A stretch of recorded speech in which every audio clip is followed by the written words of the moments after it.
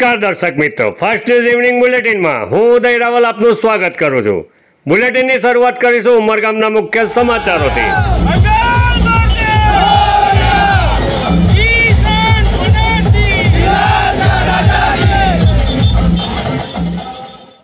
ભિલાડ ખાતે ભિલાડના રાજાના સ્થાપન બાદ અનંત ચૌદસના દિવસે શ્રીજીની પ્રતિમાનું નારગોલ ખાતે વિસર્જન કરાયું હતું। ભિલાડ ખાતેથી વાજતે ગાજતે સરીગામ થઈ નારગોલ ખાતે શ્રીજીના ભક્તો આવી પહોંચ્યા હતા। વિઘ્નહર્તાની પ્રતિમાનું નારગોલ દરિયામાં વિસર્જન કરાયું હતું।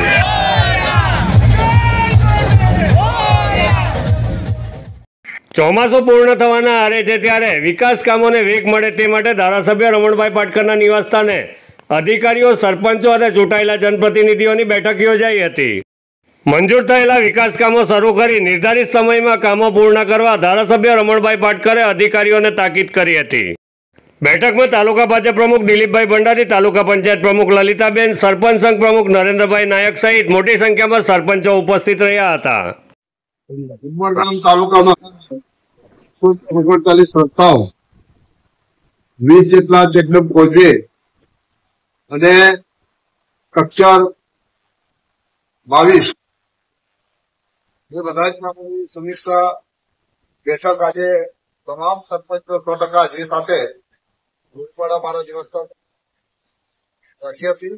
આ સમીક્ષા કરવા માટેનો ઉદ્દેશ એ છે કે સદર કામોમાં કેટલાક વિશેષ કામો કરવા વગરના રાખી દીધા એ કામો દશેરા પહેલા કામ કરી દેવા અને તેમાં 2 કામો આજે પૂરિયાના ચાલુ કરી દેવામાં આવ્યા છે। 10 તારીખે અમારા રોજેરો છે એ તમામ કામો વ્યવસ્થિત કામ ચાલુ થઈ જાય આ રીતનું પ્લાનિંગ કરવા માટે આજે અધિકારીઓ, તાલુકા વિકાસ અધિકારી અને તાલુકા પંચાયતના પ્રમુખ, જિલ્લા પંચાયત, સરપંચો, સાથે મળીને એમાં આજે આવતીકાલથી બધી કામોની અંદર રાઉન્ડ અપ કરવાના છે। એ રાઉન્ડ અપ ની અંદર તાલુકા વિકાસ અધિકારી રહેશે, તમારા નાયબ કાર્યપાલક પંચાયત વિભાગ અધિકારી રહેશે, પાણી પુરવઠાના અધિકારી રહેશે।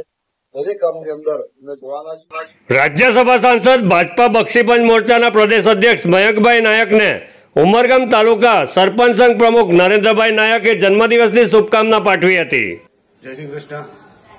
આજ રોજ ગુજરાત બક્ષીપંચ મોરચાના પ્રદેશના અધ્યક્ષ અને રાજ્યસભાના સાંસદ એવા મયંકભાઈ નાયકને જન્મદિવસની ખૂબ ખૂબ શુભકામનાઓ।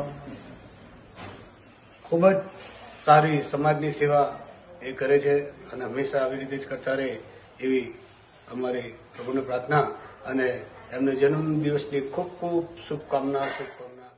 સરીગામ જીપીસીબી કચેરી ખાતે મંગળવારના રોજ સરીગામ ઇન્ડસ્ટ્રીઝ એસોસિએશન અને સીઈટીપીના સંયુક્ત ઉપક્રમે ઓઝોન દિવસની ઉજવણી કરવામાં આવી હતી। સરીગામ જીપીસીબી વિભાગના અધિકારી અશ્વિન કુમાર ત્રિવેદીએ ઓઝોન ડેની ઉજવણીનો હેતુ અને ઓઝોન લેયર વિશે વિસ્તૃત જાણકારી આપી હતી। કાર્યક્રમમાં સરીગામ ઇન્ડસ્ટ્રીઝ એસોસિએશનના હોદ્દેદારો અને ઉદ્યોગકારો મોટી સંખ્યામાં ઉપસ્થિત રહ્યા હતા। વલસાડ ચીપવાડ ખાતે ફૂડ વિભાગની ટીમે રેડ કરી તપાસ હાથ ધરતા 60 કિલો જેટલો શંકાસ્પદ પનીરનો જથ્થો મળી આવ્યો હતો। વલસાડ શહેર વિભાગની ડેરીમાં શંકાસ્પદ પનીરનો 60 કિલો કરતાં વધુ જથ્થો સીઝ કરી ફૂડ એન્ડ ડ્રગ વિભાગની ટીમે સપાટો બોલાવી દેતા ફફડાટ ફેલાઈ ગયો છે। વલસાડમાં ફૂડ એન્ડ ડ્રગ વિભાગના અધિકારી AR વડવીના માર્ગદર્શન હેઠળ વલસાડ ચીપવાડ ખાતે આવેલ એક પેઢીમાં ચેકિંગ હાથ ધરાયું હતું। જિલ્લામાં હલકી ગુણવત્તાનું પનીર વેચાતું હોવાની ફરિયાદ ફૂડ એન્ડ ડ્રગ વિભાગને છેલ્લા કેટલાક સમયથી મળી રહી હતી। ફૂડ એન્ડ ડ્રગ વિભાગના અધિકારીઓએ 60 કિલોથી વધુ શંકાસ્પદ પનીરનો જથ્થો જપ્ત કરી વધુ કાર્યવાહી હાથ ધરી છે। વાપી જીઆઈડીસી સ્થિત વાઇબ્રન્ટ શાકભાજી માર્કેટમાંથી શાકની ચોરી કરતા ઈસમો સીસીટીવી કેમેરામાં કેદ થયા હતા। અગાઉ પણ આ માર્કેટમાંથી શાકની ચોરી થઈ હતી। વેપારીઓમાં નારાજગી જોવા મળી રહી છે। ચોર ઈસમોએ આજુબાજુ નજર દોડાવી અનુકૂળતા જણાતા કાંદાની ગુણી અને આદુની ગુણી લઈ ફરાર થઈ ગયા હતા। દુકાનમાં 2 ગુણીની ઘટ જણાતા વેપારીએ સીસીટીવી કેમેરા ચેક કર્યા હતા। સીસીટીવી ચેક કરતા બંને ચોર ઈસમો ગુણી લઈ ફરાર થતા હોવાના દ્રશ્યો કેમેરામાં કેદ થઈ ગયા હતા।